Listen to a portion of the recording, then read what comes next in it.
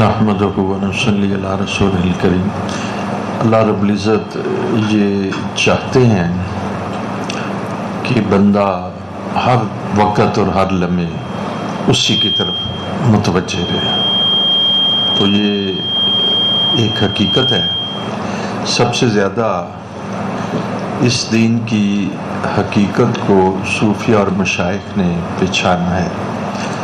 میں بڑی سادہ سی مثال آپ کو دوں گا کہ جب آپ کے کوئی استاد کلاس میں تشریف فرما ہو تو اس وقت سارے کے سارے شاگرد اپنے استاد کی طرف متوجہ رہتے ہیں۔ یونیورسٹیز میں بھی ایسے ہی ہوتا ہے، مدارس میں جب قرآن و حدیث پڑھایا جاتا ہے تو ساروں کی توجہ استاد کی طرف رہتی ہے۔ اگر ایسے میں کوئی آپس میں گپ شپ کرنے لگے تو اس کو بے ادب سمجھا جاتا ہے۔ مجھے یاد ہے کہ میں دورہ حدیث میں تھا تو ایک دفعہ شیخ الحدیث پڑھا رہے تھے حدیث، تو دو طالب علم آپس میں بات کرنے لگے اور ان کی آواز بھی بڑھ گئی، تو انہوں نے اس بات کو بہت ناپسند فرمایا اور انہوں نے کہا کہ حدیث کا ادب ہوتا ہے، جو نوجوان حدیث کا ادب نہیں کرتا وہ حدیث کے نور سے معروم ہو جاتا ہے۔ پھر بھی انہوں نے کلام بند نہ کیا۔ بہت بڑے افسوس کی بات ہے، یہ لوگ واضح طور پہ معلوم ہوتا ہے کہ علم دین پڑھنے نہیں آئے تھے، کسی اور مقصد کے لیے آئے تھے۔ انہوں نے پھر اس پر یہ الفاظ کہے۔ تو یہ ایک اصول ہے کہ جس وقت کوئی ایسا شخص کوئی جو بہت صاحب عزت اور بزرگ شخصیت اگر کسی مجلس میں ہو تو ہر بندے کو چاہیے کہ اس کی طرف متوجہ ہو۔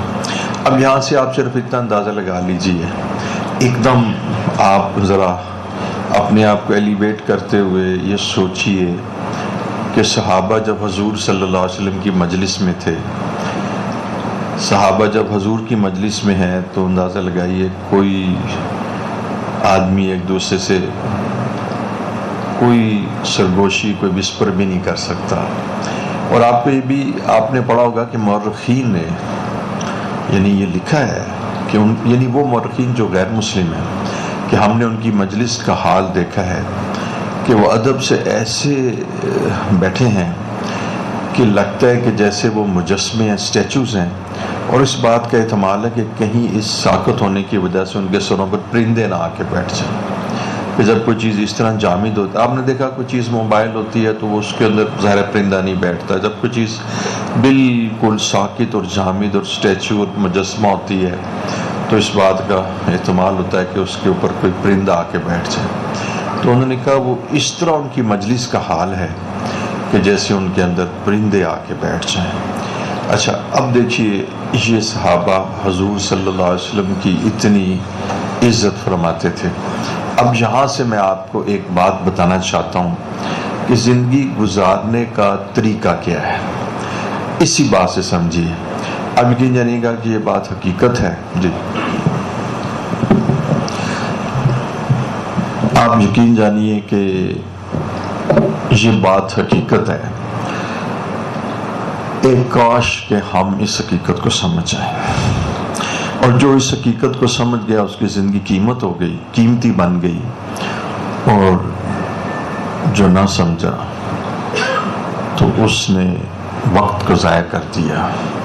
اس کو کہتے ہیں غفلت، اور غفلت اتنی طویل ہو جاتی ہے کہ انسان کے سارے بال سفید ہو جاتے ہیں، وہ بوڑھا ہو جاتا ہے، یہاں تک کہ ایک دن اس کا آخری موت کا بھی آ جاتا ہے اور وہ اسی غفلت کے ساتھ اس دنیا سے رخصت ہو جاتا ہے۔ تو وہ چیز کیا ہے؟ وہ چیز یہ ہے کہ اللہ رب العزت یعنی دین کا جو ایسنس اور عرق ہے وہ یہ ہے کہ اللہ رب العزت یہ چاہتے ہیں کہ بندہ ہر وقت میری طرف متوجہ رہے۔ اور صوفیہ نے اس لیے وہ بات کی جس کو ہم بڑی معرفت کی بات سمجھتے ہیں، حالانکہ وہ بڑی عقل کی بات ہے، کہ وہ ان کا مسلک یہ ہے کہ جس لمحے بھی انسان اللہ سے غافل ہو وہ لمحہ بے ادبی ہے۔ یہ بالکل ایسے ہی ہے جیسے حضور صلی اللہ علیہ وسلم کی مجلس مبارک میں جب آپ تشریف فرما ہوں تو کوئی حضور کی طرف متوجہ ہونے کی بجائے کسی اور کو دیکھنے لگے، گرچہ ایسا کبھی نہیں ہوا صحابہ کی زندگی میں، اس کا تصور بھی نہیں کر سکتے تھے کہ جب رسول اللہ صلی اللہ علیہ وسلم تشریف فرما ہے تو وہ اپنی توجہ کو کسی اور جانب لے کر جائیں۔ اب دیکھیے، اللہ کے بعد سب سے بزرگ ہستی تو حضور اقدس صلی اللہ علیہ وسلم کی ہے، تو وہاں آداب یہ ہیں کہ ہر لمحے حضور کی طرف متوجہ رہ جائے۔ میں نے جس وقت اللہ تعالیٰ کی دی توفیق سے سالوں پہلے مسجد نبوی شریف میں حاضری دی، تو یقین جانیے گا میرے شیخ نے مجھے کہا کہ جب تم مسجد نبوی شریف میں حاضر ہونا تو یہ سمجھنا کہ جب تم مسجد نبوی شریف کے دروازے سے اندر آؤ گے تو حضور کی مجلس شروع ہو جائے گی، حضور صلی اللہ علیہ وسلم کی مجلس شروع ہو جائے گی۔ تم یہ سوچنا کہ جیسے ہی میں مسجد نبوی شریف کے دروازے کے اندر آیا تو اب رسول اللہ صلی اللہ علیہ وسلم کی مجلس ہے، لہذا اب تم نہ زائد کلام نہ کرنا، کیونکہ اب حضور کی طرف ہی متوجہ رہنا۔ تو دوستو، ظاہر ہے کہ جو حضور کے رب ہیں، کہ جو ہر جگہ موجود ہیں، اور سورج تو صبح نکلتا ہے، رات کو غروب ہو جاتا ہے، اور انسان ایک کمرے میں ہوتا ہے تو کچھ دیر بعد دوسرے کمرے میں چلا جاتا ہے۔ حضور صلی اللہ علیہ وسلم کی زیارت کرنے کے لیے صحابہ مسجد نبوی شریف کے اندر جو حجرہ رسول صلی اللہ علیہ وسلم تو اس کے دروازے پہ کھڑے رہتے تھے کہ جب کب نکلیں گے تو ہم حضور کا چہرہ دیکھیں گے۔ بعض صحابی سوتے سوتے اٹھ کے جب ان کے اوپر حضور صلی اللہ علیہ وسلم کی زیارت کی ہوک ان کے اندر پیدا ہوتی اور ایک اشتہا پیدا ہوتی ہے کہ حضور سے جدائی برداشت نہیں، اور چہرے کو دیکھنے کے لیے نکلتے تو باہر کھڑے ہو جاتے۔ لیکن دیکھیے، بشر ہونے کے ناطے سے پھر وہ اپنے کمرے میں تشریف لے جاتی ہے تو نگاہوں سے اوجھل ہو جاتے ہیں۔ تو اللہ رب العزت کی ذات کبھی نگاہوں سے اوجھل نہیں ہے، اللہ کبھی غروب نہیں ہوتے، اللہ رب العزت ہر وقت طلوع ہے اور ہر جگہ موجود ہیں۔ تو صوفیہ اور مشائخ نے قرآن و حدیث سے اور زندگی کے اس طرز اور انداز سے یہ بات ثابت کی کہ اللہ رب العزت جو ہیں بندے سے یہ چاہتے ہیں کہ بندہ ہر وقت اللہ کی طرف متوجہ رہے اور بندہ کسی ایک لمحے کے لیے بھی اللہ سے غافل نہ ہو۔ اس چیز کو سکھانے کے لیے مشائخ نے کچھ طریقے اختیار کیے، اس لیے اس طریقے کو طریقت بھی کہتے ہیں۔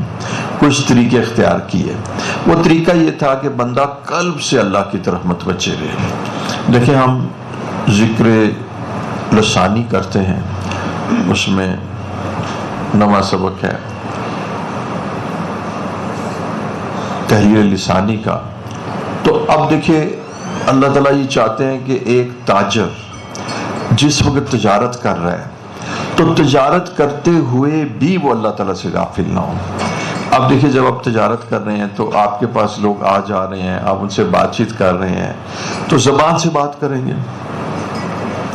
ایک آدمی ڈاکٹر ہے، مریضوں کو دیکھ رہے 8-10 گھنٹے، تو زبان سے ظاہر ہے مریضوں کے احوال جانے گا۔ اسی طرح لوگ اپنے کاروبار کے اندر زبان کے ساتھ اور دماغ کے ساتھ اپنے کام کاج میں مشغول ہیں۔ تو پھر اس کا مطلب ہے کہ یہ کام کاج کرنے بھی ضروری، جائز اور فرض ہیں۔ پھر اس دوران ہمیں اللہ تعالیٰ سے غافل ہو جانے کی اجازت ہونی چاہیے، نہیں، ہمیں اجازت نہیں ہے۔ اور اس کا دلیل قرآن نے دی ہے۔ قرآن مجید نے ان لوگوں کا تذکرہ کیا ہے کہ جو بازاروں میں بیٹھے ہوئے ہیں اور تجارتیں کرتے ہیں، اور یہ کہہ رہے ہیں کہ یہ وہ لوگ ہیں کہ جن کو تجارتیں اللہ کی یاد سے غافل نہیں کرتی۔ اب بتائیے پھر یہ غفلت کیسے نہیں ہوتی؟ اس کی وجہ یہ ہے کہ یہ دل سے اللہ کی طرف متوجہ ہیں۔ تو اگر آدمی ہاتھ اس کام کاج میں ہو اور دل اللہ کی یاد میں ہو تو ایسا ہو سکتا ہے۔ اچھا، اگلی بات میں آپ کو بتاتا ہوں کہ دیکھیں، ایک آدمی آپریشن کر رہا ہے نا، تو جب وہ آپریشن کر رہا ہے تو وہ آپریشن 2 چیزوں سے کر رہا ہے، ایک ہاتھ سے اور ایک دماغ سے، دل فارغ ہے۔ اسی طرح ایک آدمی گاڑی ڈرائیو کر رہا ہے تو 2 چیزوں سے، ایک دماغ کا استعمال ہے، ایک ہاتھ۔ اسی طرح ایک آدمی اپنے کاروبار پہ ہے تو اس کا دماغ اور اس کا زبان اور اس کے ہاتھ استعمال ہوتے ہیں. یہ یاد رکھیے کہ دل کا استعمال نہیں ہوتا. دل کو اللہ رب العزت نے خالص اپنی یاد اور اپنی محبت کے لیے بنایا. تو تمام اعضاء جو ہیں، تمام اعضاء دنیا کے اندر مشغول رہتے ہوئے تمام اعضاء مصروف ہو جاتے ہیں. صرف ایک عضو ایسا ہے کہ جو خالی رہتا ہے، تاکہ یہ ثابت ہو جائے کہ یہ عضو صرف اللہ کے لیے ہے کہ تم دماغ سے اور ہاتھ سے اور اعضاء سے تم دنیا کا کام کاج کرتے رہو اور دل کو تم خالص اللہ رب العزت کی یاد میں پیوست کر دو. اچھا، یہ بات آپ کو سمجھ آ گئی کہ آدمی آپریشن تھیٹر کرتے ہوئے بھی اللہ کی طرف متوجہ ہو سکتا ہے، جہاز چلاتے ہوئے بھی اللہ کی طرف متوجہ ہو سکتا ہے، کاروبار کرتے ہوئے بھی. ایک کارپینٹر ہے، ایک میسن ہے، یہ سارے لوگ جو ہیں، ایک ٹیکسٹائل انجینئر ہے، ایک شاپ کیپر ہے، یہ سارے جو ہیں یہ اپنے کام کاج کرتے ہوئے اللہ کی طرف متوجہ ہو سکتے ہیں. اس لیے کہ ایک عضو ایسا ہے جو دنیا کے کاموں میں استعمال نہیں ہوتا، وہ انسان کا قلب ہے. تو یہ قلب جو ہے نا، یہ آخرت کا عضو ہے، یہ اللہ تعالیٰ کے عشق اور محبت کی جگہ ہے. تو صوفیہ نے پہلے ہمیں میسج یہ دیا کہ تم ہر وقت اللہ کی طرف متوجہ رہو، اور دوسرا یہ میسج دیا کہ اب اللہ کی طرف متوجہ رہنے کا طریقہ کیا ہے، تو تم اپنے قلب کو اللہ کی طرف متوجہ کرو. تیسرا میسج یہ دیا کہ ہم تمہیں ایک طریقہ بتلائیں گے کہ جس سے تم آہستہ آہستہ اس قابل ہو جاؤ گے کہ تم دنیا میں کام کاج کرتے رہو، تمہارا قلب اللہ کی طرف متوجہ ہو. اور وہ طریقہ جو ہے وہ ذکر خفی کا ہے. اچھا، اس عاجز نے ذکر لسانی کو کثرت کی وجہ سے کثرت اس لیے دی کہ بہت سارے نوجوان ایسے تھے کہ جو ذکر خفی نہیں کر پا رہے تھے. جب میں نے دیکھا اپنے احباب میں سے ایک طویل ایسے لوگ ہیں کہ جو ذکر خفی نہیں کر پا رہے تھے. ذکر خفی سے مرکز ہے ذکر قلبی. ذکر قلبی، قلب سے ذکر نہیں کر رہے تھے، تو میں نے ان کو زبان سے ذکر کرنے کی ترغیب دی. تو زبان سے ذکر کرنا جو ہے یہ ہمارے تمام مشائخ کا طریق ہے، اور زبان سے ذکر کرنا بڑی ہی احسن بات ہے. ایک شیخ ایک مرید حضرت رشید احمد گنگوئی کے پاس آئے اور کہنے کہ حضرت میں زبان سے ذکر کرتا ہوں، دل غافل رہتا ہے. تو انہوں نے ارشاد فرمایا یہ کیا کم بات ہے کہ تمہیں اللہ تعالیٰ نے ایک اس زبان سے ذکر کی توفیق عطا فرمائی ہے، دل بھی اللہ کی طرف چلا جائے گا. تو بہت سارے احباب نے مجھے لکھا کہ جس وقت ہم زبان سے ذکر کرتے رہے تو ذکر پر مداومت بھی ہو گئی، استقامت بھی ہو گئی، اور کچھ دیر کے بعد انہوں نے دیکھا کہ ان کے جو لطائف خمسہ تھے، وہ خفی اذکار، وہ بھی زندہ ہونے لگے. تو آج ہم ذکر خفی کریں گے، یعنی قلب سے ذکر کریں گے. تو جیسے ہم اکثر زبان سے ذکر کرتے ہیں، تو آج ہم قلب سے ذکر کریں گے. اور یہ قلب سے ذکر کرنا یہ بھی ایک مشق ہے، تاکہ قلب ہر وقت اللہ کی طرف متوجہ ہو. زبان سے ذکر کرنے کا بھی مقصد یہ ہے کہ قلب کو ذکر کرنے کی عادت پڑ جائے، قلب کو ذکر کرنے کا طریقہ آ جائے، قلب کو اپنا رخ اللہ کی طرف کرنے کا اسلوب آ جائے. اس لیے ہم ایک لفظ استعمال کرتے ہیں، آپ نے پہلے بھی سنا ہوگا. اس لفظ کا نام ہے وقوف قلبی. وقوف قلبی، وقوف کہتے ہیں کہ روکنا، یعنی قلب کو ایک جانب ٹھہرانا، اور وہ جانب اللہ رب العزت کی ہے. بس جیسے آپ دیکھتے ہیں نا کہ وہ کوئی آدمی اپنا عمرے یا اس کے لیے پاسپورٹ کے لیے تصویر کھنچاتا ہے تو وہ کہتا ہے ذرا میری طرف دیکھیے، اپنا چہرہ میری طرف کیجئے. تو اب جب تک آپ اس کا چہرہ اس کی طرف نہیں دیکھ کریں گے تو وہ کیمرے میں نہیں آئے گا. تو یہاں پر قلب کو یہ کہا جاتا ہے کہ یہ قلب اللہ تعالیٰ کی طرف اپنا رخ کر لے، اور اس کو اپنا رخ اللہ کی طرف جب ہو جائے نا تو اس کے اسکریو ٹائٹ کر دیں، ہے نا. جیسے آپ نے مقناطیس جو ہے وہ نارتھ ساؤتھ جو ہے نا وہ رہتا ہے، یہ اس کی ایک کیفیت ہے. تو اگر آپ وہ طرز ایک قلب جو ہے نا چاروں طرف جو ہے نا وہ گھومتا ہے. قلب اس کو کہتے ہیں کہ جس میں بہت زیادہ تغیرات آئیں، جس میں طوفان آئیں، ہیجان آئیں،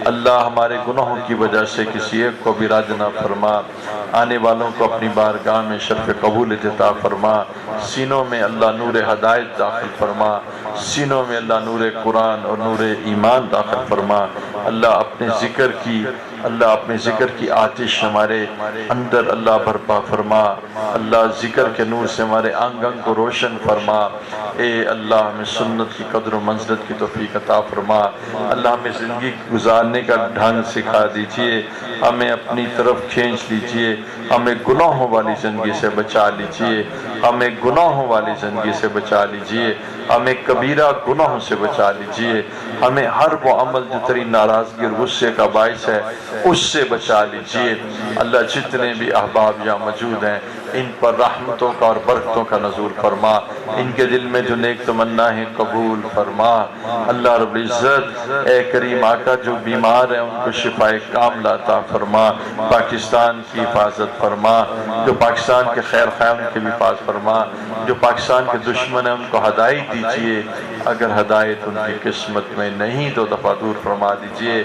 اے اللہ ہمیں دین سیکھنے کی توفیق عطا فرما، علم دین سیکھنے کی توفیق عطا فرما، ہمارے قلب میں اللہ ذکر کو جاری فرما، ہمارے انگ انگ میں اللہ ذکر کو روشن فرما، ذکر کے نور سے ہمارے قلب کو منور فرما، اللہ ہمیں اپنے ذکر کی توفیق عطا فرما، ہمارا تزکیہ فرما دیجئے، ہمارے دل کو مانچ دیجئے، ہمارے دل کو گندگی اور غلاظتوں سے صاف کر دیجئے، اس کو مثل آئینہ بنا لیجئے، اب ہمارے قلب میں آ جائیے، اب اپنا قرب عطا فرمائیے، اللہ یہ دوریاں دور کر دیجئے، اپنی قربت نصیب فرما، اپنی رضا نصیب فرما۔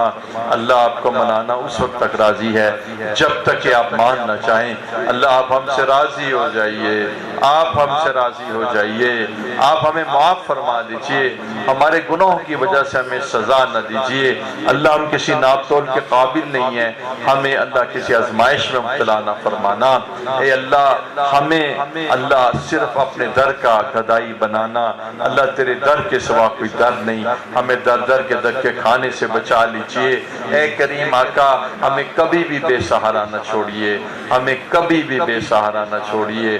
اللہ رب العزت جتنے بھی احباب ہیں ان کے سینوں میں نور ہدایت داخل فرما دیجئے، نور قرآن داخل فرما دیجئے، اللہ ان کو مقبول بندوں کی فہرست میں شامل فرما، ہماری مغفرت فرما دیجئے، ہمارے تمام کبیرہ گناہوں کو معاف فرما، آئندہ زندگی ہمیں اپنی کامل اطاعت اور سچی محبت میں گزارنے کی توفیق عطا فرما۔ اے اللہ تو ہی مقصود ہے، تو ہی مطلوب ہے، اللہ رب العزت اپنا قرب نصیب فرما دیجئے، سجدے کا سرور عطا فرما دیجئے، اللہ نمازوں کی لذت عطا فرما دیجئے، راتوں کو اٹھ کر مناجات کی چاشنی نصیب فرما۔ اللہ رب العزت ہماری اس مجلس ذکر میں کوئی ایسا شخص نہ چھوڑیے کہ جس کی آپ نے مغفرت نہ فرمائی ہو، جس کو آپ نے معاف نہ فرمایا ہو، جس کو گناہوں کی وجہ سے آپ نے معاف نہ فرمایا ہو۔ اللہ رب العزت آپ کی شان کریمی اور رحیمی سے بعید ہے کہ آپ گناہگاروں کو معاف نہ فرمائیں، یہ گناہگار آپ کے سامنے ہاتھ اٹھا کر اللہ اپنے تمام گناہوں کی مغفرت چاہتے ہیں، پھر آپ ان کو معاف فرما دیجئے، پھر آپ ان پہ رحم فرما دیجئے، ان کے دلوں کی طرف ایک نگاہ کرم فرما دیجئے، دلوں کے روگ دور فرما دیجئے، دلوں کا تزکیہ فرما دیجئے، اللہ قلوب کا تصفیہ فرما دیجئے، اپنے مقبول بندوں کی فہرست میں شامل فرما لیجئے۔ ہماری اس مجلس میں اے کریم آقا کسی ایک کو بھی رد نہ فرمائیے، کسی ایک کو بھی رد نہ فرمائیے، آنے والوں کو اپنے مقبول بندوں میں شامل فرما، کسی ایک کو بھی رد نہ فرما، اور دین سے وافر حصہ نصیب فرما۔ جب نزا کا عالم طاری ہو تو زبان پہ کلمہ جاری ہو، لا الہ الا اللہ محمد رسول اللہ، جز اللہ عنا محمد اللہ عنہ، وصلی اللہ علی النبی الأمی، ربنا تقبل منا انک انت السمیع العلیم وتب علینا، وصلی اللہ تعالی علی خیر خلق محمد وعلی آلہ وصحبہ اجمعین برحمتک یا ارحم۔